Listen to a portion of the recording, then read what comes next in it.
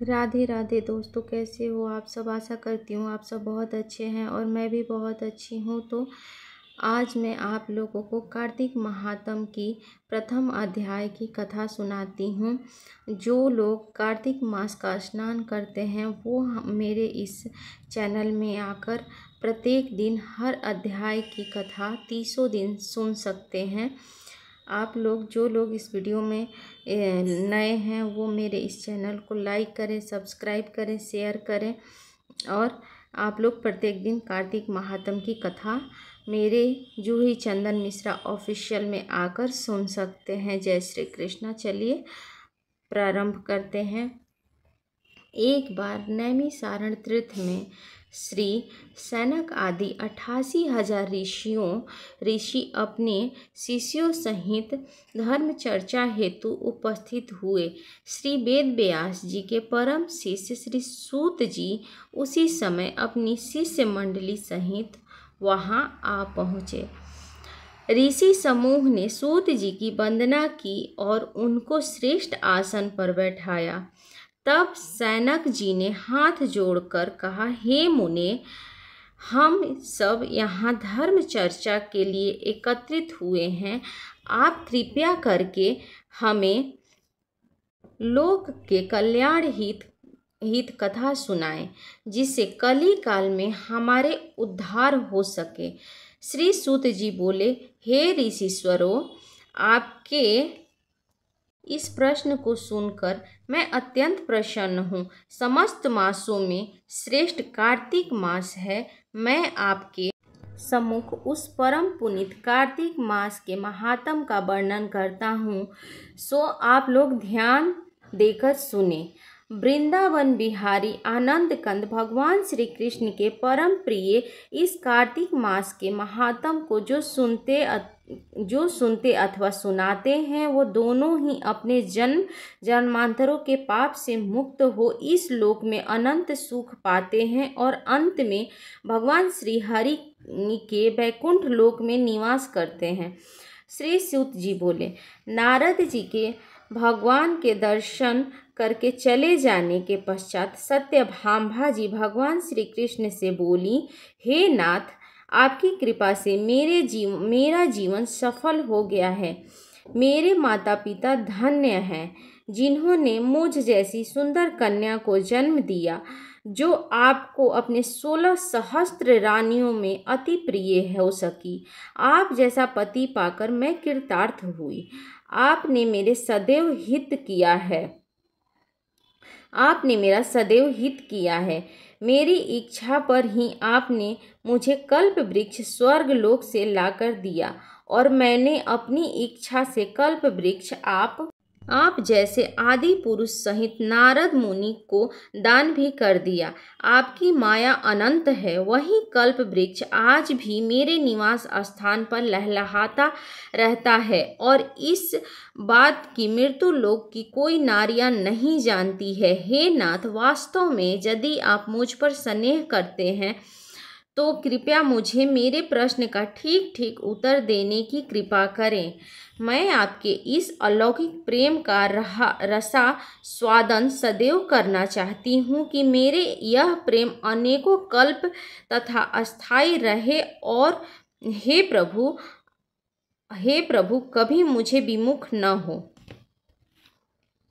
हे प्रभु, आप मुझसे कभी विमुख ना हो। सत्यभामा के इस प्रेम रस में ओतप्रोत वचनों को श्रवण कर भगवान श्री कृष्ण अति प्रसन्न हुए और वे सत्यभामा को प्रेम सहित आलिंगन करके कल्प वृक्ष के नीचे ले गए। वहां उचित स्थान पर बैठाकर और अपनी प्रियतमा को अपने ही निकट बैठाया। अति हर्षित हो मुस्कुराते हुए बोले, हे प्राणेश्वरी, तुम मुझे अपनी सरल हृदयता और निष्कपटता के कारण अपनी समस्त रानियों और पटरानियों में प्रिय हो। तुम्हारे ही कारण मैंने देवराज इंद्र तक से विरोध किया और उससे कल्प वृक्ष लेकर ही छोड़ा। सूत जी बोले, हे ऋषीश्वरों, कल्प वृक्ष लाने हेतु भगवान ने देवराज इंद्र से जो विरोध किया उसकी कथा बहुत रोचक है। जिसे ध्यान से सुने। एक दिन सत्यभामा को यह पता लगा कि कल्प वृक्ष अमित फल देने वाला है, अतः उन्होंने भगवान श्री कृष्ण से कल्प वृक्ष लाकर देने के आग्रह किया। भगवान कल्प वृक्ष को स्वर्ग से लाने हेतु सत्यभामा को अपने साथ गरुड़ पर बैठाकर इंद्र के पास जा पहुँचे और उन्होंने कल्प वृक्ष की मांग की। स्वर्ग की मर्यादा का ध्यान करके इंद्र ने कल्प वृक्ष देने से इनकार किया तो भगवान बहुत अप्रसन्न हुए और उन्होंने जबरदस्ती कल्प वृक्ष ले लिया।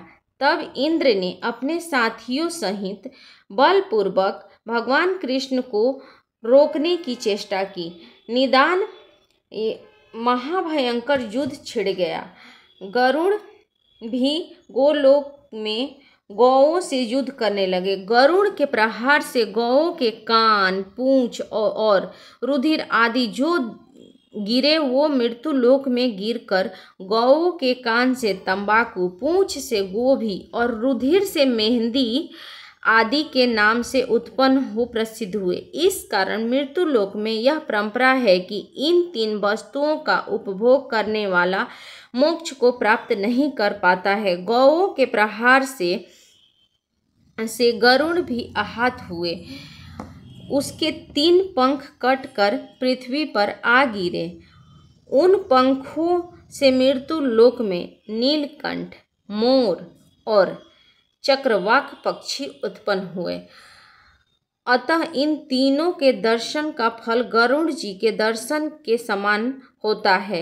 इतनी कथा सुनकर सूत जी बोले, भगवान श्री कृष्ण ने सत्यभामा को पूरी तरह आश्वस्त करने के बाद कहा, हे सुंदरी, मैं स्वर्ग की अपूर्व निधि कल्प वृक्ष सरीख वस्तु इंद्र से विरोध करके भी तुमको लाकर दे सकता हूँ, तो मैं तुम्हारे उत्तर देने में क्यों संकोच है? तुम निसंकोच अपने प्रश्न करो। भगवान के शब्दों से प्रसन्न हो सत्यभामा बोली, हे नाथ, मुझे मेरे पूर्व जन्म का इतिहास बताएं। मैं किसकी पुत्री थी? मैंने कौन सा तप किया और आपको पति के रूप में पाया? मेरा क्या दोष था जो इस लोक में जन्मी? उस प्रश्न को सुन भगवान हंसे और बोले, हे प्राण प्रिय, मैं तुमको तुम्हारा संपूर्ण पुरातन इतिहास सुनाता हूँ, उसे ध्यान से सुनो। पूर्व जन्म में तुम्हारे पिता देव शर्मा अत्रि गोत्र में उत्पन्न हो मायापुरी में रहते थे। वे सूर्य के अनन्य उपासक थे और इसी कारण सूर्य के समान ही तेजस्वी भी थे। हे ब्राह्मण, वे ब्राह्मण धर्म को विधिवत पालन करते थे, इस कारण उसकी अनंत कृति भी थी। देव शर्मा के अधेड़ अवस्था में एक कन्या उत्पन्न हुई। उस कन्या का विवाह उन्होंने अपने एक सुयोग्य पितृहीन शिष्य चंद्र से कर दिया। चंद्र वहीं गुरु के पास ही रहने लगा। एक दिन देव शर्मा के साथ कुशा व समिधा लेने हिमालय की तलहटी में जा पहुँचे। वहाँ एक महाभयंकर राक्षस ने उन दोनों को आता देख भयंकर अट्टहास किया। वे दोनों ब्राह्मण भयातुर हो जहाँ के तहाँ गिर पड़े और राक्षस ने उन दोनों का वध कर डाला। परंतु परम धार्मिक होने के कारण वे उस राक्षस के हाथों मरकर भी स्वर्ग को गए। भगवान सूर्य देव को उनको उच्च स्थान दिया। सूर्य, शिव, गणेश, विष्णु और दुर्गा का उपासना करने वाले स्वर्ग को अवश्य प्राप्त करते हैं। हे समुते, मैं एक होता हुआ भी काल, कर्म आदि 5 प्रकार के भेदों से इन 5 नामों से पुकारा जाता हूँ। अतः जब वे मेरे धाम को आए तो मैंने उनका उचित सत्कार कर उचित स्थान दिया। वे स्वर्ग में नाना प्रकार के भोग भोगने लगे। बोलिए इति प्रथम अध्याय संपूर्ण। इस तरह प्रथम अध्याय संपूर्ण हुआ। तो जय श्री कृष्णा। आप लोगों को जो भी कथा सुननी है वह मेरे चैनल में आकर अवश्य सुने। हर दिन हर प्रथम अध्याय, द्वितीय अध्याय, तृतीय अध्याय, 30 अध्याय की कथा आप लोग मेरे चैनल में आकर सुन सकते हैं। मैं सरल भाषा में आप लोगों को सुनाऊंगी। चलिए आप लोग को बाय बाय।